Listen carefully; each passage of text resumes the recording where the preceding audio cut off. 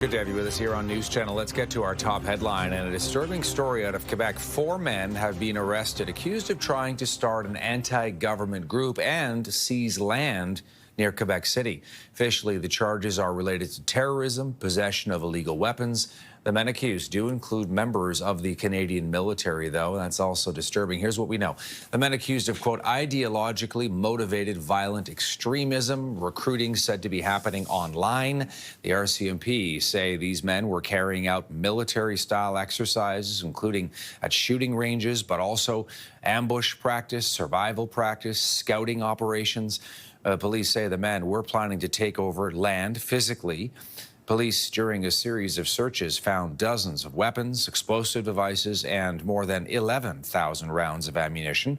3 of the men are in their mid-20s. 1 is in his early 30s, and the RCMP do say that they were close enough to actually carrying out some of their operations that the RCMP moved in, made the arrests. The men are appearing in court today in Quebec City. Here's more from the RCMP.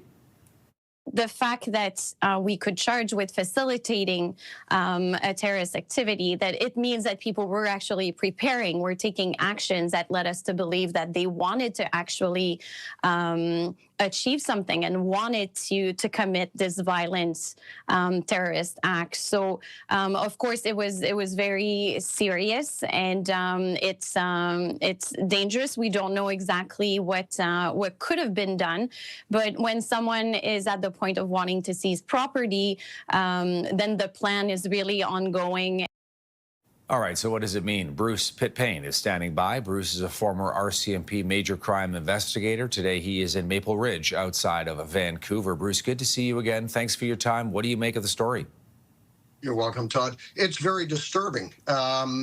It's not new to many people in Canada regarding the extremism that tends to happen in armed forces, and we have a history. There was a report in 2022 that outlined an increase in extremist groups or ideology in the Canadian Armed Forces.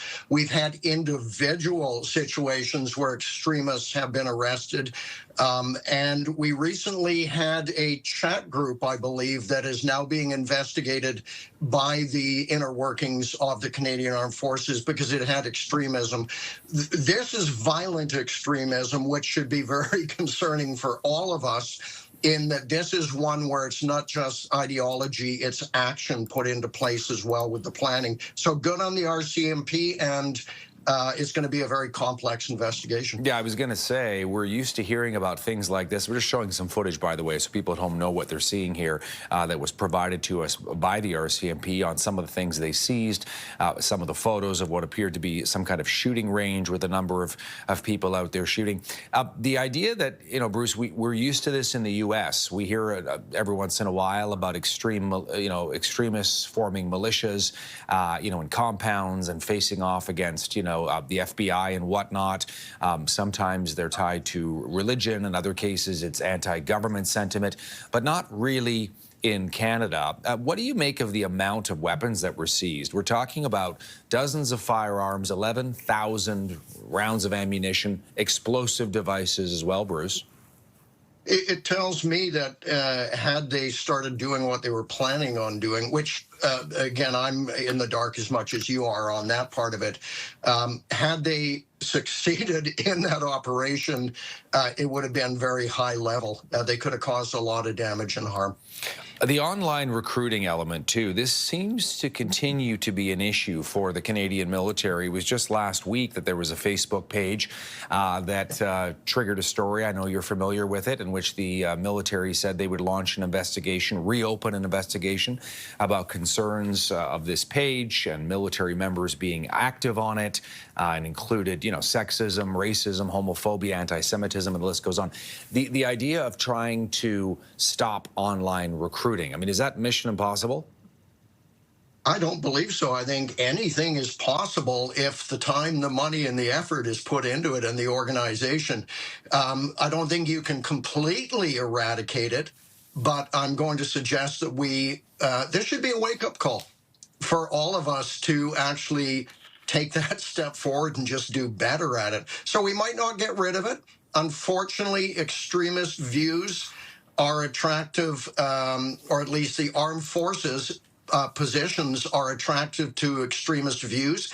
I don't want to slander all of them. The majority are fantastic, but it has historically attracted those with those sort of views.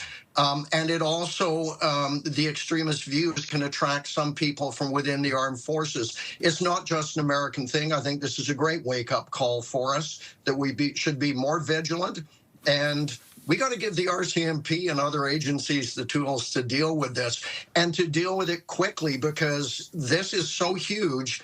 I can guarantee it's going to run it's going to face the hurdles from the Supreme Court Jordan decision on timeline of the prosecution and possible conviction, and also the Stinchcomb disclosure regulations.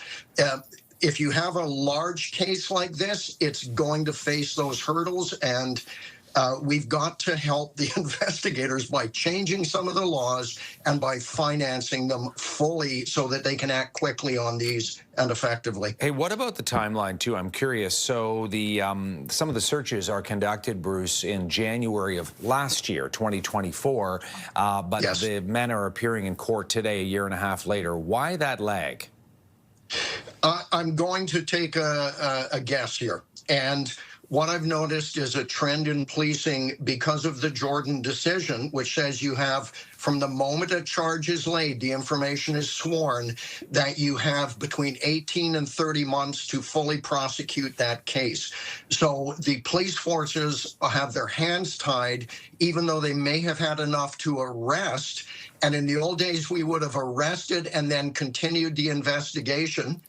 Now they are hesitant to do that because the clock starts ticking that the moment somebody gets charged. So they're going to hold off, get all of the information they can, or at least almost a fully done investigation, then pull the pin and lay the charges. So this Jordan decision has had a huge impact on the way police work and the courts interact as well. Just quickly before we go, how do people get access, Bruce, to dozens of weapons, explosive devices, and 11,000 rounds of ammunition? Too easily? How's that for an answer? They are out there. We have organized crime that will supply it. It's easy to get it across the border. But they're also making the guns up here as well. The guns are out there. As long as there's a demand, there will be a supply. And that's another aspect.